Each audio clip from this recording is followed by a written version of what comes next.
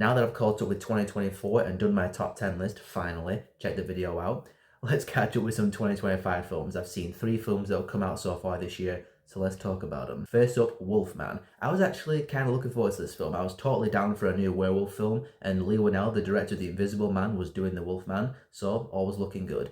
And The Wolfman was my first letdown of 2025. The film had some pretty solid atmosphere with the house in the middle of the woods, in the middle of absolute butt-F nowhere, with the mist and the rain. I liked the setting, and there was some good werewolf makeup effects later on, but overall, I found it to be a pretty unfulfilling werewolf story in the sense that the entire film is building to the main character transforming into the werewolf, the lycanthrope. Because the main guy gets slashed by the werewolf and he's slowly changing and morphing and adapting, and the wife and the kid are watching it happen.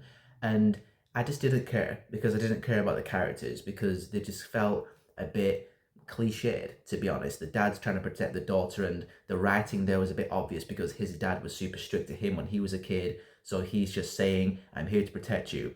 I don't want you to be scared of me. And you know what I mean? It's just really contrived in that kind of way because he's going to become a werewolf. And because you're the audience looking in, it's just a bit more eye-rolling and tedious when it's just written that way. If you're not going to give me compelling characters, then at least give me some entertaining and thrilling werewolf scenes. And the werewolf scenes were okay, I guess.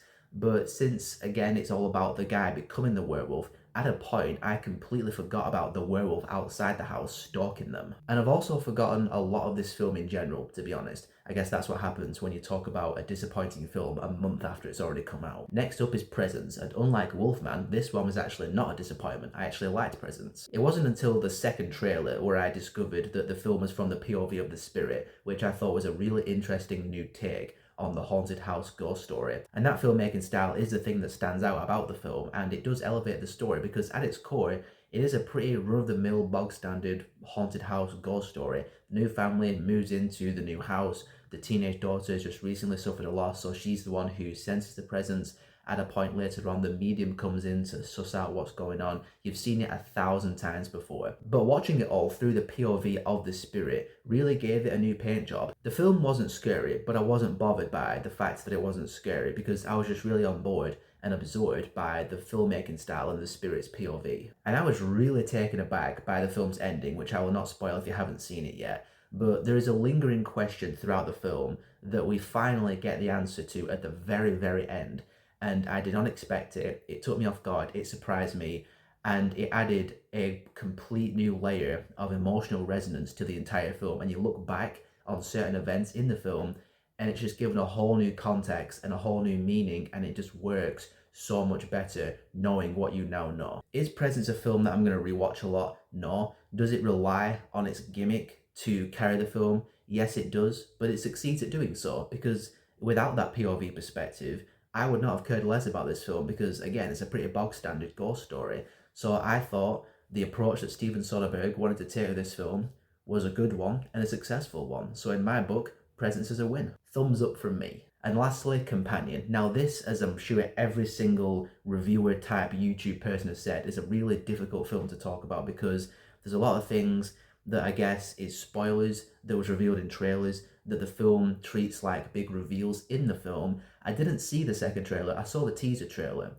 but I also saw the film's poster and I read the premise of the film, so I already knew what the film was about before I saw it. So when they reveal it about 15 to 20 minutes in, it didn't surprise me, it didn't take me off guard because I knew it was coming. Since the film has been out for a week already, I'm just going to talk about it as if you've already seen it. If you haven't seen it, then just don't watch this, I guess. But yeah, Sophie Thatcher plays a companion robot, and it's a sci-fi technological thriller of sorts. And I enjoyed it. I enjoyed the premise. I enjoyed Sophie Thatcher in the lead role. She's actually really starting to climb because she was really good in Heretic and she's really good in here. You buy the fact that she's a robot, but also one that has genuine emotions, or at least genuinely programmed emotions, programmed really, really well emotions. And she's evolving throughout the film. She's starting to get a bit more clever. She's trying to stay one step ahead of her human hunters. It's a cat and mouse thriller with a nice sci-fi twist to it. I liked Jack Quaid in the film, and he didn't play the role that I thought he would play because just from the teaser trailer, I totally thought he was just going to be Huey from The Boys, but in this film. But he's not. He's a bit more than that. Again, I'm not going to spoil the entire film because it's only been out for a week, but He's a bit more than Huey from The Boys. In fact, he's a complete opposite of Huey from The Boys. Some of the writing was quite clever as well in terms of the companion bot settings. Like there's the tablet that Jack Quaid's character has. Sophie Thatcher steals it and she starts fiddling around with her own settings, changing her voice and changing the color of her eyes. And one of the settings on these companion bots is that they can't lie. So she gets into this confrontation with a copper and she switches her voice to German, her language to German. So she's lying in a different language. So she's covering the fact that she's lying. And I just thought that was really clever. I liked how they did that. Some really good pockets of clever writing sprinkled throughout that I appreciated. Overall, though, the film to me just didn't really stand out as anything extraordinarily special.